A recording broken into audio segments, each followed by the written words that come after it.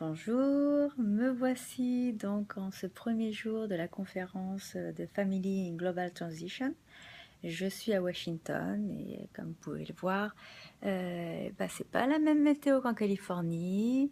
C'est plein de neige, il fait super froid dehors, mais heureusement là on est en fait à l'intérieur de l'hôtel où aura lieu toutes les conférences, donc j'ai pas vraiment à sortir, ça c'est pas mal. Alors, qu'est-ce que c'est que ces conférences? Ces conférences, en fait, elles sont nées suite au livre écrit par Ruth Van Reken et David Pollock, Third Culture Kid.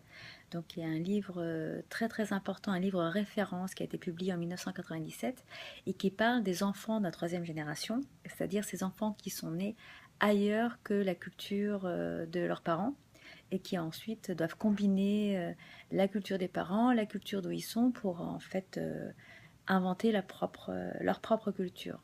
Donc c'était vraiment un livre référence et de là sont nées ces conférences. Cette année, le thème de la conférence est Where is home when the world keeps changing? Donc où se trouve le chez-soi alors que le monde change sans arrêt? Comment réussir à se créer un chez-soi alors qu'on bouge et qu'on déménage tout le temps? Donc sujet bien intéressant. La conférence en fait va démarrer d'ici une heure, une demi-heure là, avec un welcome reception. Et de là, officiellement, tout va commencer. Mais pourtant, cet après-midi déjà, il y avait la possibilité d'assister à des ateliers de travail. Et j'ai eu la chance de participer à l'un des ateliers qui était autour de l'écriture. C'était l'atelier des écrivains.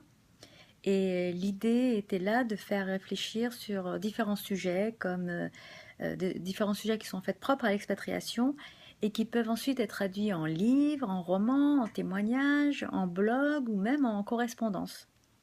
Donc beaucoup d'écrivains américains connus qui ont écrit des livres sur l'expatriation étaient là. C'était d'ailleurs aussi chapeauté par Ruth Van Reken, donc celle qui a écrit First Little Kid. Euh, et en fait, on s'est retrouvés en petits groupes. Et en petits groupes, on a réfléchi sur plusieurs thèmes. Par exemple, on a réfléchi sur euh, comment expliquer les périodes de transition qui sont présentes dans la vie de chacun. Également, quelles sont les problématiques liées à la communication cross-culturelle, donc la communication qui existe en différentes cultures. Il y a eu aussi un thème qui était plus lié au sens d'appartenance, comment réussir à créer un sens d'appartenance quand on est tout le temps en déplacement et qu'on ne reste pas plus d'une année ou deux par pays, ce qui arrive à beaucoup de familles. Donc voilà, donc c'était différents sujets de réflexion.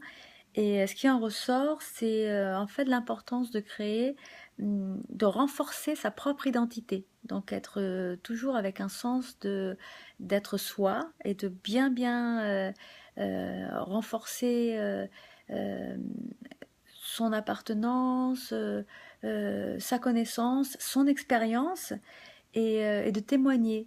Parce qu'en témoignant finalement de ce qu'on vit, on apporte un regard différent à d'autres personnes.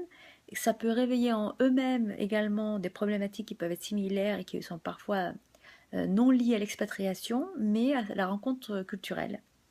Et donc finalement, tout ça, ça contribue à élargir les perspectives à tous. Et en fait, ce qu'on dit, c'est bring with you who you are, donc amener avec vous ce que vous êtes, et ça permet de contribuer vraiment à améliorer la rencontre interculturelle, la rencontre entre les gens, en ayant un esprit toujours curieux et tolérant. Donc voilà, donc ça c'était l'après-midi de travail. Et maintenant, je vais aller me préparer et je vais aller à la welcome reception. Et puis, on va commencer la conférence de manière beaucoup plus formelle. Et j'y vais. Et puis, je vous dis à plus tard. Au revoir.